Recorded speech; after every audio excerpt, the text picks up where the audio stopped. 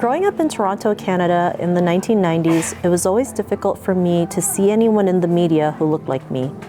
No one had similar facial features, and I found it hard to accept who I was and my own culture. I wished for blonde hair and blue eyes. I wanted to change my name from Sheena to Heather to sound more Western. Can you imagine being 9 years old and already facing all kinds of self-esteem issues because people who look like me weren't represented in what I saw and I heard every day? And I wanted to read the first paragraph because it was really important. I have a lot of women who have read the book and said just how much they related to that instantly, saying that they went through similar situations. You know, they also had a Western name that they wanted to change to, especially if it was an Asian name. And for me, representation has always been something that I was passionate about, creating better representation, dismantling the negative stereotypes we go through. It was the reason why I wrote this book, The Tao of Self Confidence, because I want our community to realize we can also be authors. We can also write for big time publishers. We can have our books in the shelves here at Indigo. And this one's actually an Indigo exclusive, which I didn't even know was possible. And this is my first book. I actually have a second book coming out next year, so I'm really excited about that. And really, I do all this to show you what's possible.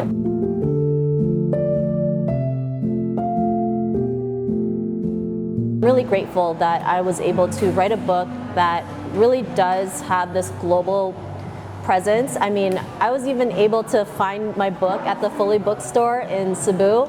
And I got to show my Lola that my book was at the bookstore, and to me that was a big deal because I never thought that would ever happen. And so I realized, you know, what's possible for me, it's possible for you, and this is why I do it, because representation leads to possibilities.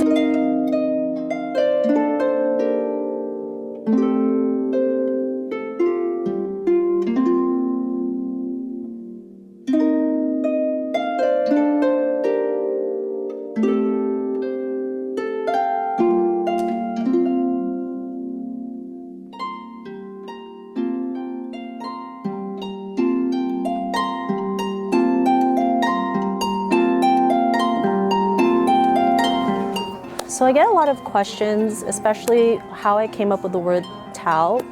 For me, it really started from my podcasts.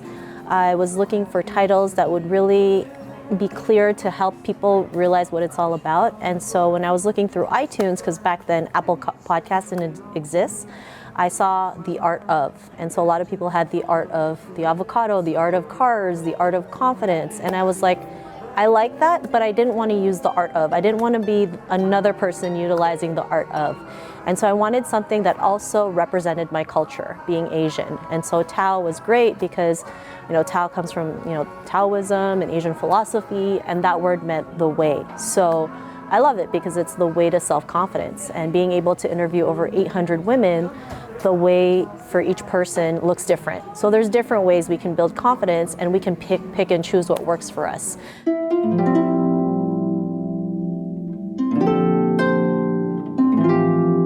For me, it was really not just about elevating Asian women, but also like living that quality of life was really important. And it really stemmed from my aunt's death, who passed away about 12 or 13 years ago from a horrific accident, something that I never thought would ever happen to our family. And even though she passed away in her late 50s, she was able to do everything that she ever wanted in her late 50s, you know. Seeing that, realizing, you know, I didn't want to look back in my life and regret not doing the things that I wanted to do. So that was one of the reasons why I decided to quit my job and decided to forge my own path. And if I left this earth tomorrow, I would have no regrets. And I think that's very rare for someone to say, because, you know, there's people out there who go through life kind of like The Walking Dead, you know, just like day in and day out. And everyone's in their own path, right? Of course, everyone has a different situation.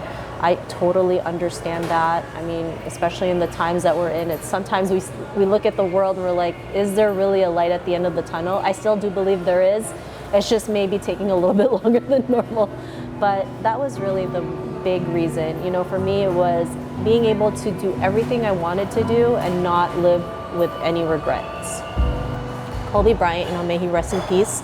I mean, he talks about the Mamba mentality and what he had to do to be known as the best player in the world. I mean, he was the first one in practicing, he was the last one out. He rarely partied, he was the first one in bed, he was the first one who would wake up his teams. He would be like, he really took it seriously. And you know, I can't do what he did because it's very intense, right? But I realized that, you know, it takes a lot of work. That's why having a purpose is really important. You can go back to it and figure out why you're doing this, because there's days where you're not gonna know why you're doing it. There's days you're gonna question yourself.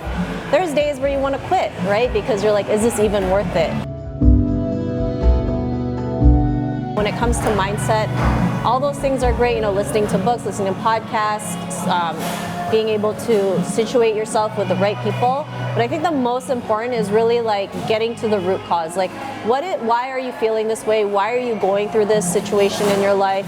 What is something in your past that kind of stopped you from moving forward? And how can we move past it, right? And being okay to ask the right kind of help, because culturally we're told to do everything ourselves, or asking for help is a sign of weakness or a handout, but we have a lot of blind spots, and they're blind spots for a reason, because we can't see it. And so it's important to have a second or third set of eyes to pinpoint it so they can course correct it and help you move forward even faster. I was really guilty of is people pleasing, right? Seeking approval from my parents. And I had to learn to let that go in order to move forward, because if I kept on holding on to it, then I would always think I was a constant failure, I was no good, I was the black sheep of my family, and anything I do would just be an instant failure. So that's I think the main thing, like figuring out your trauma and learning to heal through that. I came from the Philippines. I failed kindergarten for coloring outside the lines. So can you just imagine how traumatic that is? I literally failed kindergarten, moved to another school, and redo kindergarten all over again because I couldn't color one photo. And that, you know, that went with me throughout my adult life, thinking I was a constant failure.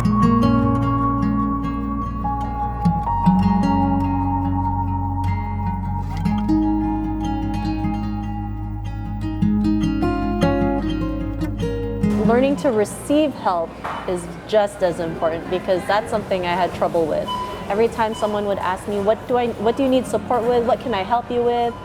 Honestly, my anxiety would go up, and I'm like, oh my God, if I accept this, they're gonna think I'm weak, I'm not good enough, I'm supposed to be the one talking about confidence, and then here I am receiving help. There's nothing wrong with that, you know, especially if we want to uplift our community, if we want to create this big impact and solve the big problems that we have today. We have to all do it together. We have to help one another to really solve these big problems.